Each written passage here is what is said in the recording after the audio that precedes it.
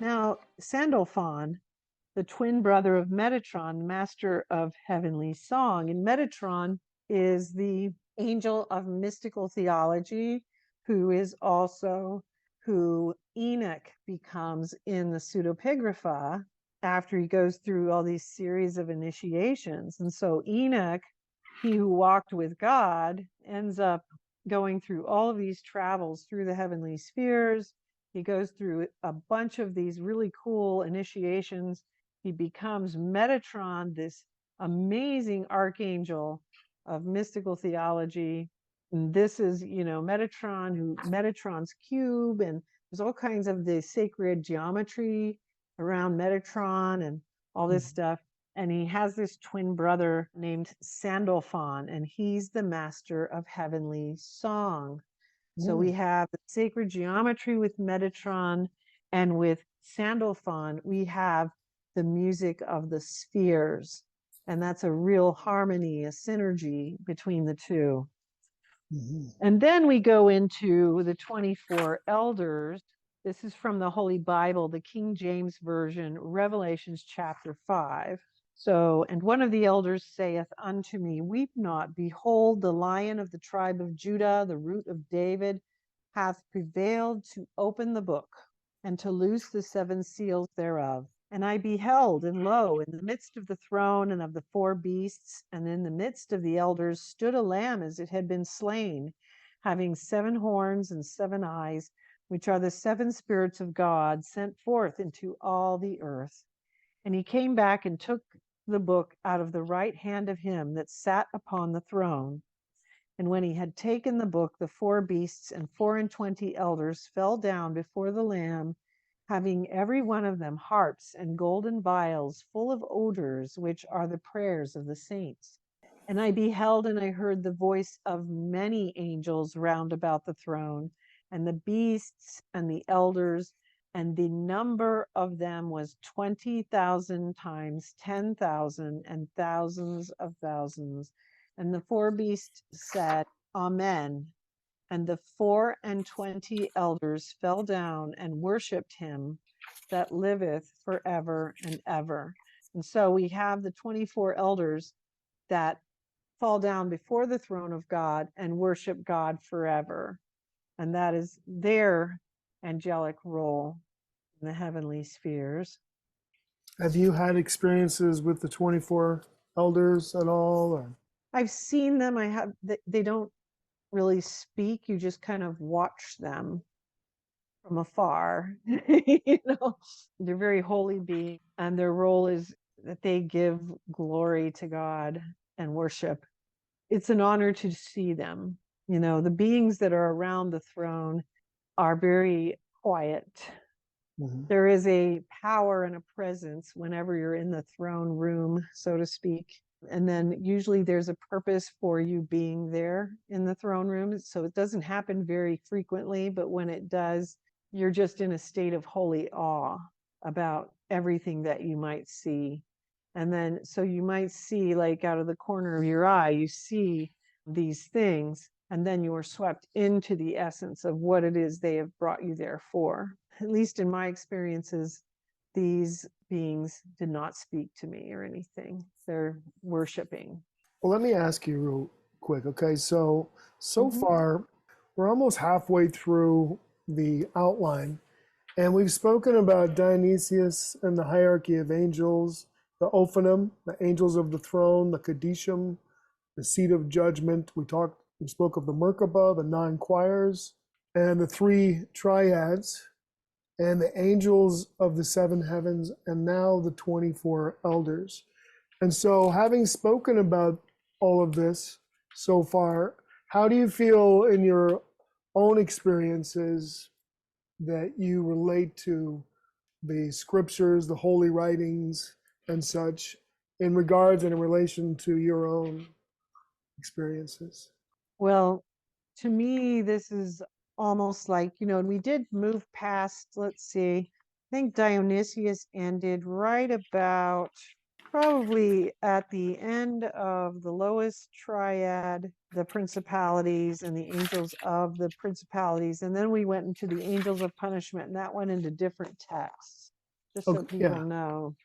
And so the way that I would say is to me, it's like a map. Hmm.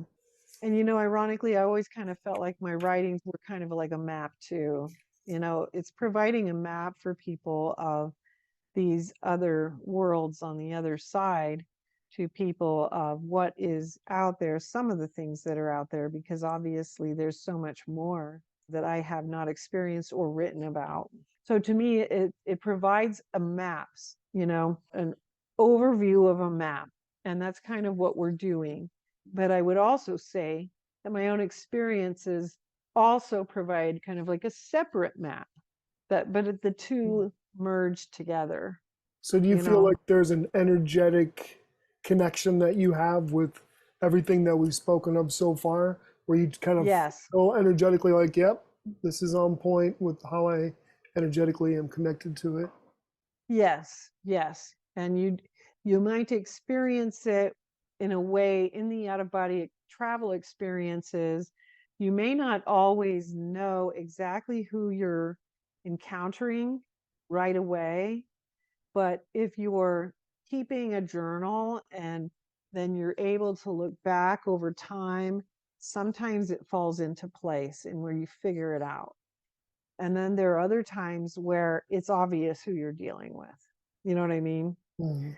Sometimes too, it comes with the study. And this is part of the reason why the study is important.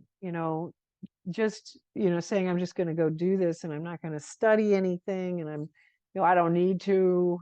I'm just, the reason why studying is important is because not one of us contains all the knowledge of the world or the universe. We're just little microcosms, and what God has done by inspiring, all of these things you can't really see that I'm pointing to, which is my library, Mhm. all of these ancient sacred texts and the writings of the mystics throughout time. He has created this huge map for us, and he's given us this diamond, which is faceted in all these different experiences of him.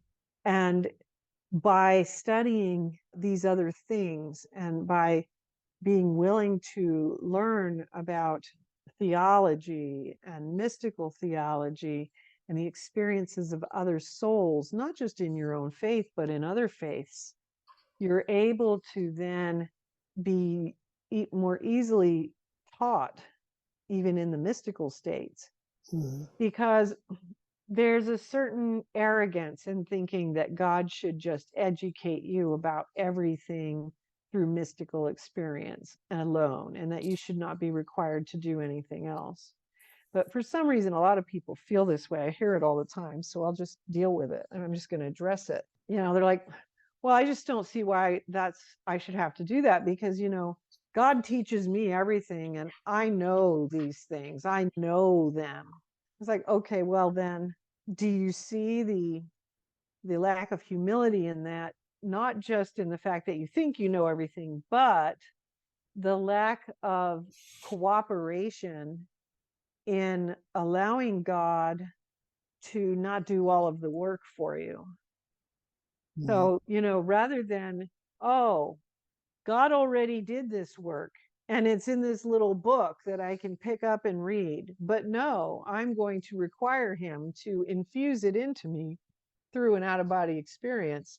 And these other 5,000 books too, rather than requiring myself to do the work of study, or, you know what I'm saying? Mhm. So I'm going to just require God to teach me everything rather than recognizing that God has gone to a lot of effort over these eons to inspire all these people to bring forward all these bodies of knowledge that can enhance my training.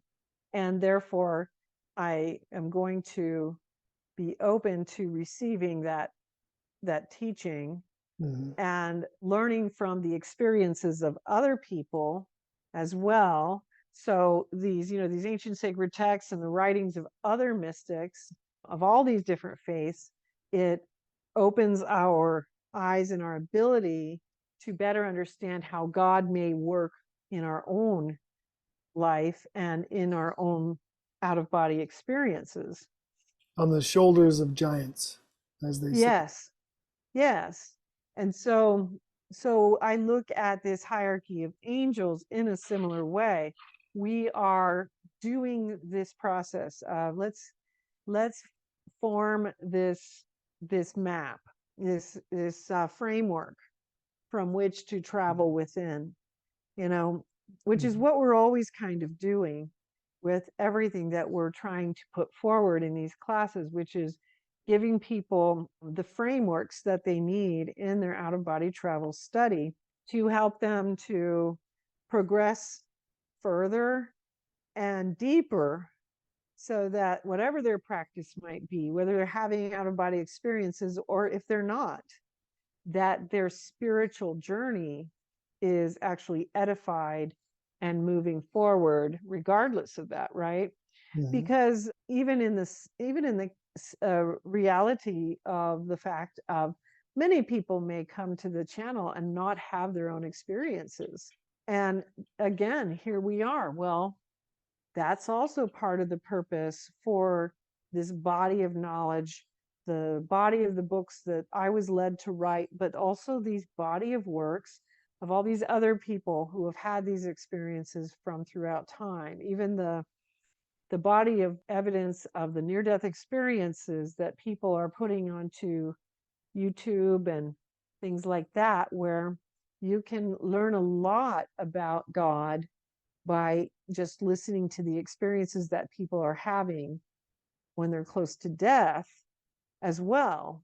So all of these things are helpful. So whether you yourself have the experience or not, listening to the experiences of others is still forming you. It's still helping you. And I listen to the experiences of others. I still continue studying daily. Padre Pio was very strong about the daily spiritual reading and about the importance of study, prayer, and meditation on a daily basis. And this is part of the reason why. This is how we maintain our discernment and our ability to continue moving forward. But in the mystical life, one of the things that happened from the very beginning was they started pushing me towards these ancient texts. And then they would tell me, read this one. And then they would take something from that. And that would be the basis of my next leap in consciousness to the next out of body travel level. It would be, read this, And so, they were actually utilizing, my own guardian angels, spiritual guides, and guardian teachers. They would utilize things that were actually available on the ground in print to, completely energize my out of body travel experiences. And so I think that is another thing that people will sometimes overlook. It's like, well, why would I need to do that? This is why. This is why, because all of these things work together. And so our knowledge of these things, our having an understanding of the map of how these worlds are formed and the way the hierarchy goes, it all helps us in the out of body experience. And the out of body experience is, it's a tool to hasten our spiritual journey, our purification. It's not, the end goal or the end game. It is a tool for our spiritual purification in this life. So all of these things are helping us to deepen our faith and our understanding and our knowledge. And so every one of these things, whether it's what we're doing here, which comes from all these ancient texts, or even the texts that people are studying on their own, are going to serve that purpose of deepening the wisdom that forms the foundation of each soul's discernment. And it occurs to me that you were guided to go to a certain book, to read a spiritual teacher, Father Padre Pio, whoever it is. And the thing is that what I feel when someone is on a soul journey like that, they're being touched by angels and infused with all of this glory, information, vibrational raising, and then they're going for it, right? So like say Padre Pio, and he's jamming along, and then he's having all these, I hasten to say breakthroughs, but he's having these evolutions in his soul and these teachings, and then these angels are just touching him and helping him and guiding him, and then he's writing it down, and then we get to experience some of that infusion from the angels coming down and spreading some of these teachings from the higher ups, so to speak. Yes. It's coming down into them. They're like, hey, go over to this guy. He was giving this info here. You're like, oh, okay, let me go check that out. So you're doing that, you're like, oh my gosh, this is amazing. And that's helping you to go further on your journey. And then you're just touching upon all these different people, these different cornerstones get touched by angels. Yes. Yes. And that is how it works. We are, sometimes it's even just from seeming coincidences, but I can definitely say from my experiences out of body that a lot of them aren't coincidences. It's things that people just have a instinct towards, but they were told to do it. And in my case, I remember being told to do it, and so now I know that that's what they do. You know what I mean? And so this is all part of how we actually form our conscience, how we form our moral code, how we form our own ethical foundation, and how we form our discernment. And all of those things, and forming this understanding of this map of the spiritual worlds, but it's also how we prepare and create that foundation from which the spiritual purification emerges, and whether the out of body experiences emerge and in what manner. Because, there is a lot of stuff out there that is very focused on just having an out of body experience. There's a ton of it now where it's gotten really, really where it's just, let's bop out and hang around the room, and they really just focus on that. Yeah, it's not the goal.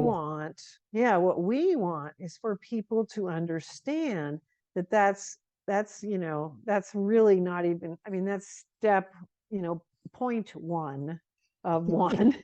We want people to understand that there's so much more than just that. That's just like, okay, neat, but there is so much more. And in order to grasp that gold, you have to be willing to take it to a much deeper level. And you have to be willing to go into some of the stuff that a lot of the people who are kind of embracing it on a more casual level are going to think is irrelevant, archaic. Why would you need religion? Why do you need any of that stuff? That's the old stuff. And what I would say to that is that God doesn't change. We do, society does, but God doesn't change. So we have to follow where God leads us, not where, the latest fads do. And so we're sticking with the program. We're sticking with the original intent and what I'm being led to do, which has always been the original intent of everything I've written. And that's always going to be towards that union with God that goes into these higher worlds. And it just goes into a whole lot more than these basic experiences where you're just kind of playing around with it. And these hierarchies are part of creating this structure, this fabric to prepare a soul to be able to start traveling into these bigger areas rather than just kind of bopping around the astral plane. The Magnificent Seven, that's so cool. That was a movie, right? Magnificent Seven? It was, but it wasn't about this Magnificent Seven. Okay. I don't know what they were thinking. I don't know.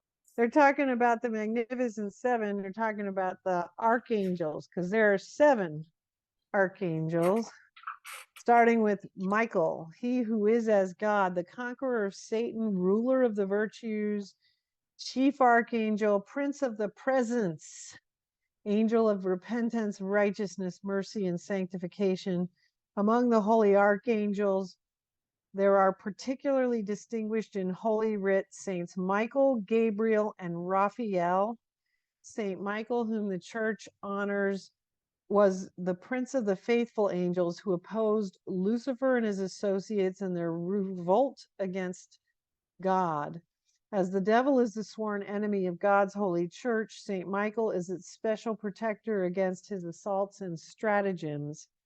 This holy archangel Michael has ever been honored in the Christian church as her guardian under God and as the protector of the faithful. For God is pleased to employ the zeal and charity of the good angels and their leader against the malice of the devil. And then there is Saint Gabriel.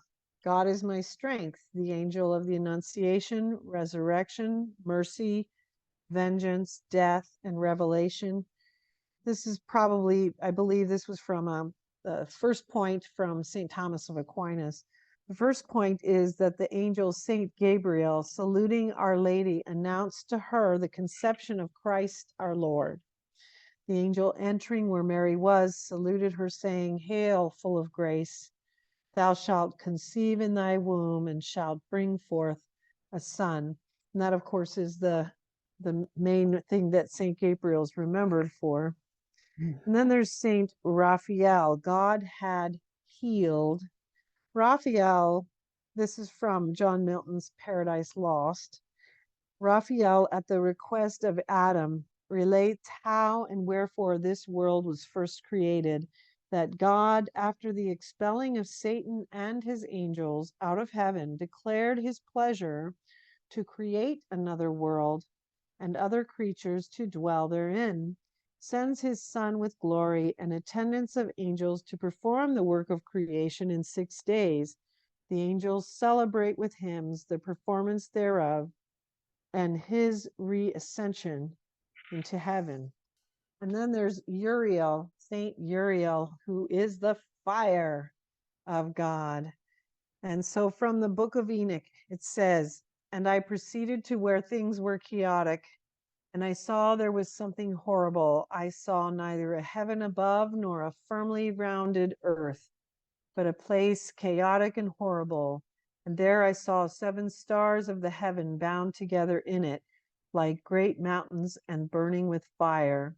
Then I said, For what sin are they bound, and on what account have they been cast in hither?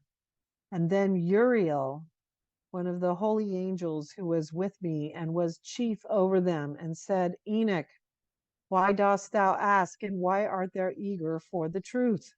These are of the number of the stars of heaven, which have transgressed the commandment of the Lord, and are bound here till 10,000 years, the time entailed by their sins are consummated. And from thence I went to another place, which was still more horrible than the former. And I saw a horrible thing, a great fire there which burnt and blazed, and the place was cleft as far as the abyss, being full of great descending columns of fire. Neither its extent or magnitude could I see, nor could I conjecture. Then I said, How fearful is the place, and how terrible to look upon. Then Uriel answered me, one of the holy angels who was with me, and said unto me, Enoch, why hast thou such fear and affright? And I answered, Because of this fearful place, and because of the spectacle of the pain. And he said unto me, This place is the prison of the angels, and here they will be imprisoned forever. And then there's Raguel, who is the friend of God. In the book of Enoch, Raguel is one of the 7 archangels whose function is to take vengeance on the world of the luminaries who have transgressed God's laws. Raguel brings a course of fire which persecutes all the fallen luminaries. Raguel also shows Enoch the 7 mountains, and in the midst of it the high mountain, which is the throne of God, where the Lord of glory will sit along with the tree of wisdom. Raguel is found in the revelation of John as the angel of the church in Philadelphia. That's from Revelations 3:7. This angel can also be attributed to the 6th angel in Revelations 9:14. Raguel watches over other angels to make sure they are working well together with mortals in harmonious and orderly fashion according to divine order from Revelations 3:7-13, and will. Raguel brings all the other archangels and angels to account for their improper deeds. So most people probably know what purgatory is, but that's the place where souls go to undergo purification after death of whatever is still remaining on their souls that needs purification. And so that's Remiel. And the Blessed Mother is also very involved in that area of purgatory as well. And then there's also Sariel, who is involved in the fallen archangels. So he is apparently one of the fallen archangels, Sariel. So here we have something again from the book of Enoch, but I think it's from the book of Enoch. It's written by Enoch the patriarch. And so here we go. And it came to pass when the sons of men were increased, that very beautiful daughters were born to them. With these the watchmen were in love and burnt with desire towards them, which drew them into many sins and follies. They communed with themselves. Let us say they chose wives out of the daughters of men upon the earth. And so this is in relation to the fallen archangel Sariel. So Samiazus, their prince, made answer, I fear, says he, you will not execute your resolution, and so I shall derive upon myself alone the guilt of this impiety. They all replied and said, we will bind ourselves with an oath to perform our purpose and invoke dreadful imprecations upon our heads if we depart from our enterprise before it be accomplished. So they obliged themselves with an oath and implored an arrest of vengeance upon one another. So they were 200 who in the days of Jared came down upon the top of Mount Hermon. The mountain received that name from the oath by which they bound themselves and the imprecations they willfully submitted themselves under. And so among the fallen archangels, there was Sariel, but there were also princes. And so there were princes that also fell. Yeah, so we have the names of the princes. So there was Samiazus, and he was the chief of the princes, Atarkuf, Arasiel, Shobabiel, Horamami, Ramiel, Samsich, Zachiel, Balshiel, Azalzel, Pharmerus, Amariel, Anagamus, Thothiel, Samiel, Sorianus, Umiel, Tyriel, Jumiel, and then Sariel, who was a fallen archangel. And so it says that these and all the rest of them took to themselves wives. And so that was the cause of the fall of these particular angels. And the giants soon after began to feed upon human flesh, which made the number of men to decrease and sensibly to decay. And so those who were being left behind were harassed with so many instances of wickedness, raised their voice to heaven and implored that their memory might be preserved in the sight of God. And the 4 great archangels, Michael, Uriel, Raphael, and Gabriel, being affected by their cries, looked down upon earth from the holiness of heaven, and beholding a general effusion of blood and a spirit of universal impiety, had this communication among themselves. The spirits and souls of men implore our aid in agonies of sorrow. They cry for our prayers to the highest. Then the 4 archangels, calling upon God, delivered themselves thus. Thou art God of gods and Lord of lords, King of kings and God of men. The throne of thy glory endures to all ages, and thy name is holy and blessed forevermore. A foul blemish of corruption has infected the whole earth, and the world is full of injustice. Lo, the spirits of the souls of men who have been dead attend thee. Their groans have arrived as far as the gates of heaven, and they cannot depart by reason of the exceeding impiety that is committed upon the earth. Yet thou knewest these things before they were effected. Dost thou see them and say nothing? What must be done upon this occasion? The highest made answer, and the Holy Great One replied, and sent Uriel to the son of Lamech, saying, Go to Noah and acquaint him in my name. Hide thyself and inform him that the end approaches, for the whole earth shall perish. And tell him a deluge shall overspread the whole earth, and all things shall be destroyed upon the face of it. Instruct the just son of Lamech what he shall do, and he shall preserve his soul unto life, and he shall be safe in his generation. From him shall a new race be derived and established, and shall continue to all ages. And thus the story of the fallen Archangel Sariel, along with the 19 fallen princes, and then the other 180 or so fallen angels,